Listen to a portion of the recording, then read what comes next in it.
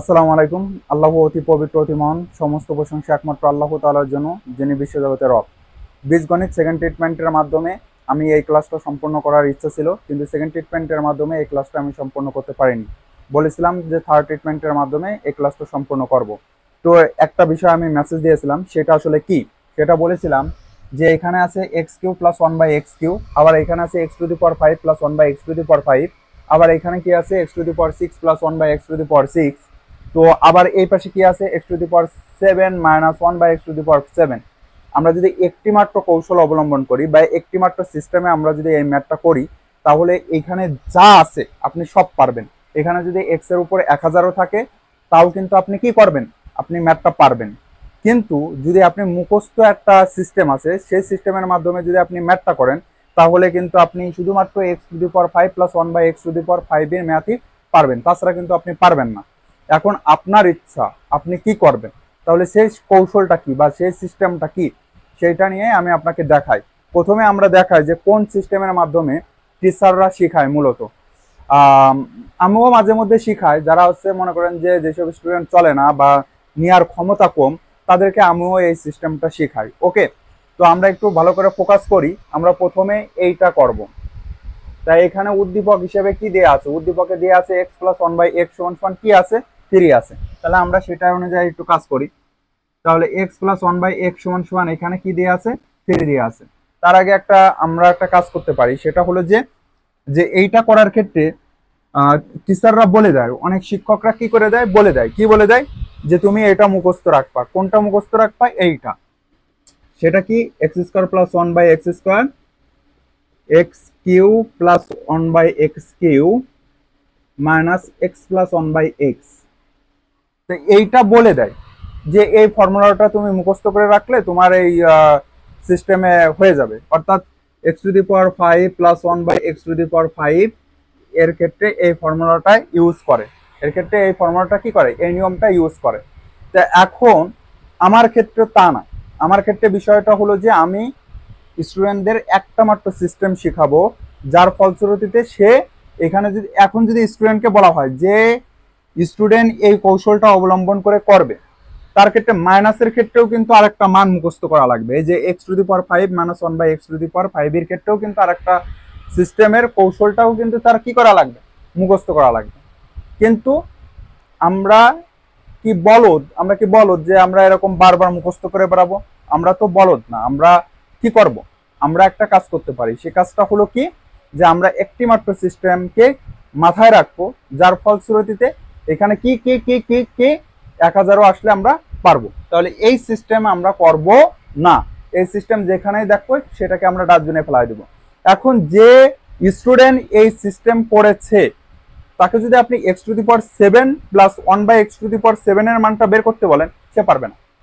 কিন্তু ভাই একটা কথা আপনার মাথায় রাখতে হবে, এটা হলো সৃজনশীল। এটা মুখস্থ করার তো কোনো সিস্টেম না যে আপনি যদি মুখস্থ করেন তাহলে কিন্তু আপনি আর পারবেন না। X to the power seven দিলে আপনি আসমানের তারা গুনবেন, কয়টা আসমানের তারা আছে, এভাবে তারা গুনতে গুনতে পরীক্ষার টাইম কি শেষ।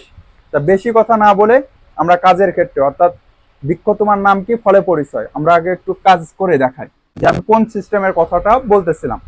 একটু লক্ষ্য করো। তাহলে এখানে আমাদের একটা বিষয় মাথায় রাখতে হবে, সেটা হলো কতর সাথে কত গুণ করলে ফাইভ হয়। আমরা একটু ভালো করে লক্ষ্য করতে পারি, সেটা হচ্ছে যে এখানে লিখলাম, আর এইসব আমি মুছে দিই। এসব আপনাদের মাথায় রাখেন, এসব আমি কি করতে পারি, মুছে দিই। দেন আমরা পরবর্তীতে সব ধাপে ধাপে দেখাচ্ছি, কারণ পুরো হোয়াইট বোর্ডটা থাকলে আমার লিখতে সুবিধা হবে। ঠিক আছে,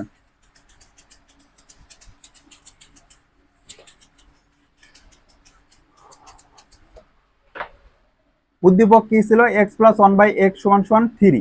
আমাদের মানটা বের করবো হচ্ছে x to the power five plus one by x to the power five. এই মানটা আমাদের বের করতে হবে। তো আমাদের একটা জিনিস মাথায় রাখতে হবে, কতর সাথে কত গুণ করলে x to the power five হয়, সেটা আমরা মাথায় রাখবো। আমরা যদি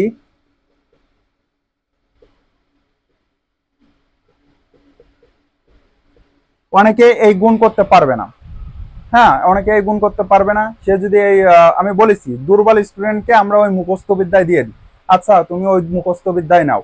আর যারা হচ্ছে দেখি যে না আসলে তারা কোয়ালিটি সম্পন্ন, তাদের ক্ষেত্রে কিন্তু আমরা এই ধরনের একটু পরিশ্রম করে জিনিসটা বুঝাই দিই।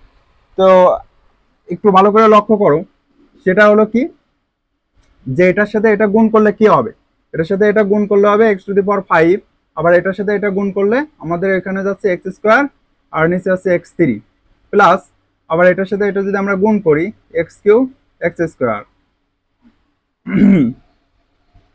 তারপরে আবার যদি আমরা গুণ করি তাহলে কি হবে 1/x⁵। অনেক স্টুডেন্ট মনে করবে স্যার ওইটাই তো সুবিধা ছিল। আহা, তুমি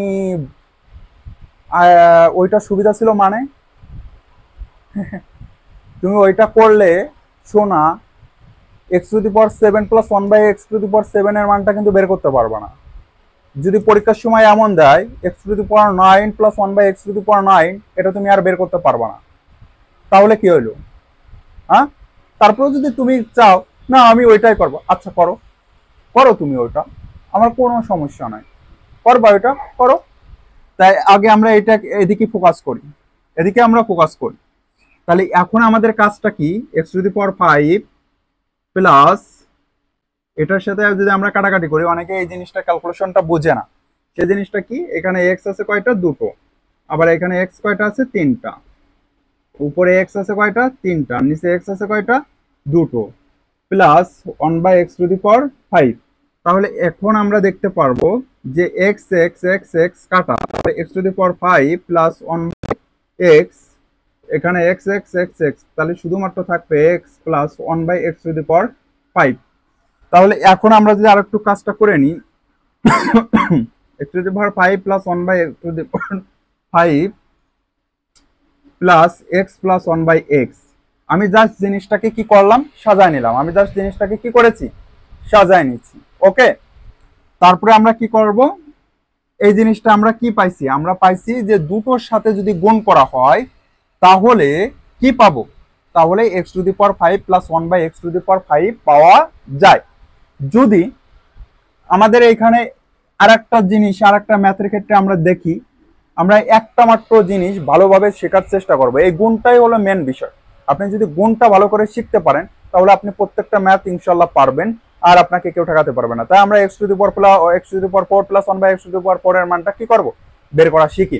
তাহলে একটু ভালো করে খেয়াল করেন যে 1/x⁴, এখানে এটার মান কতর সাথে কত গুণ করলে x⁴ পাওয়া যায়। তবে এটা আমরা কিন্তু সূত্রের সাহায্যে ভেঙে ভেঙে করাই বেটার, ঠিক আছে। তো এটা বাদ দিই, আমরা একটা কাজ করতে পারি, x⁴ x⁶ প্লাস 1/x⁶, এটার ক্ষেত্রে আমরা দেখি যে এই সিস্টেম অবলম্বন করা যায় কিনা।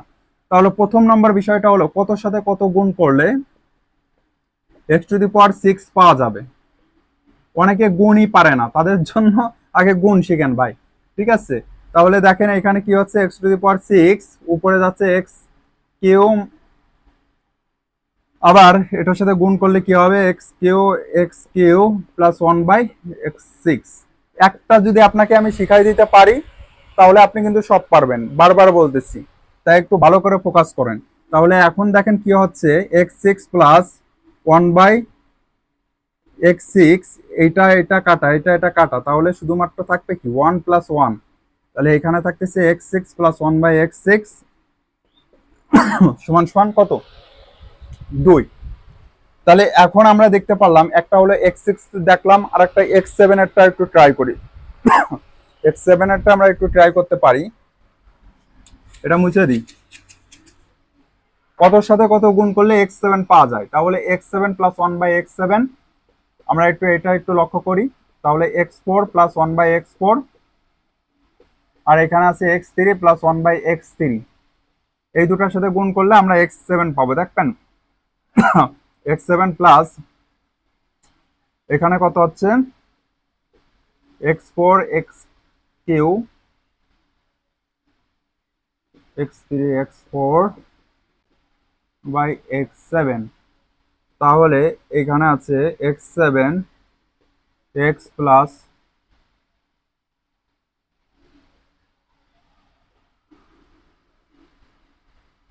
1/x7, তাহলে দেখতে পাচ্ছেন যে x7 plus 1/x7 x plus 1/x। তাহলে 4-এর সাথে যদি 3 গুণ করি তাহলে আমরা x7টা পাবো। এখন বিষয়টা হলো যে এবার আপনি অঙ্কটা করান, এতক্ষণ তো গুণ দেখাইলেন, আগে মূল অঙ্কটা করান। ওকে, আমরা এখন মূল অঙ্কটার দিকে যাই। ওকে, মূল অঙ্কটার দিকে আমরা যদি যাই তাহলে আমরা দেখতে পাচ্ছি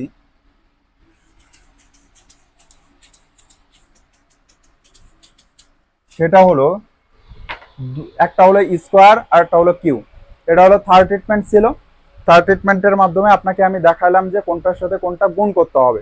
আমাদের ভিডিও আছে 10 মিনিট বা 11 মিনিটের পরেই, সেটাকে আমি আর বড় করব না। আমরা চতুর্থ ফোর্থ ট্রিটমেন্টের দিকে আমরা চলে যাব। ঠিক আছে, তো সেখানে আমরা বিস্তারিত শিখবো। এবার আছে পুরো অঙ্কটা আমি ডাইরেক্ট করা দিচ্ছি।